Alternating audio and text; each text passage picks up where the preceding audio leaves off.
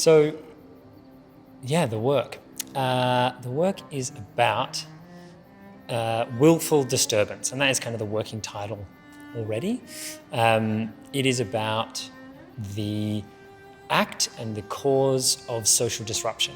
So people coming together in conversations around social disruption, or people who come together in groups to do that as well.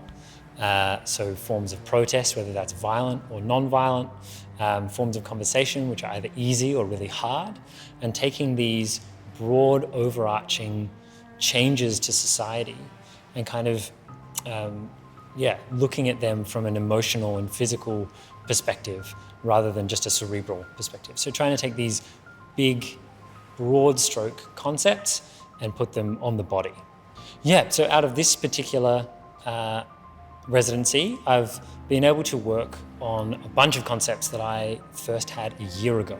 So I've been able to kind of come back with a bit more time and a bit more space and a lot more resource to really reinvestigate and dig deep into a lot of ideas. One of these ideas is a concept I call dueling banjos. So it's where there are two people building on a conversation. And this is a physical conversation. So it goes one move, and then the next person goes 1, 2, and then the first person goes 1, 2, 3, and so on. So you're building a conversation between two people over time. So we started this as an improvisation that we did about 4 or 5 times, and then we started to set these conversations together.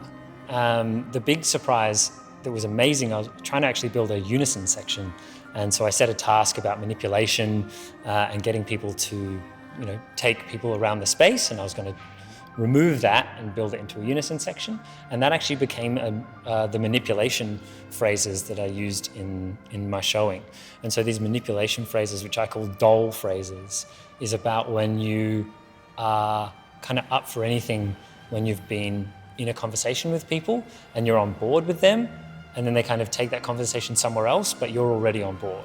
And so that's where now that concept has kind of landed, because it was something I wanted to play with, and then all of a sudden it just happened. And so that was a really delightful, surprising moment of getting something out of a task that I thought was different. Yeah, how is it still relevant in 2021, 22? For me, the concept of protest is still relevant in the sense that social change is inevitable.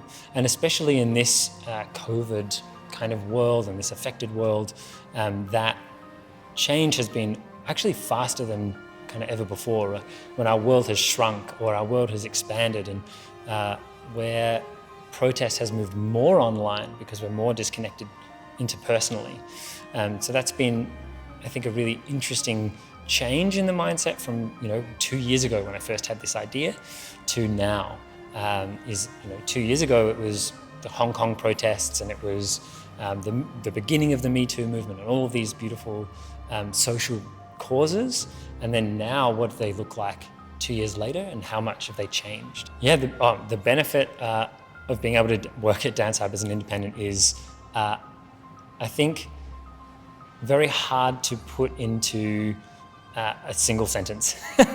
It is a space for independent arts practice around movement and dance to really have a home that is expansive and is somewhere that you can kind of take over as well, which is really nice. So every day I come in and there's this 20 square meter plus studio waiting, full of kind of light and ideas to do that.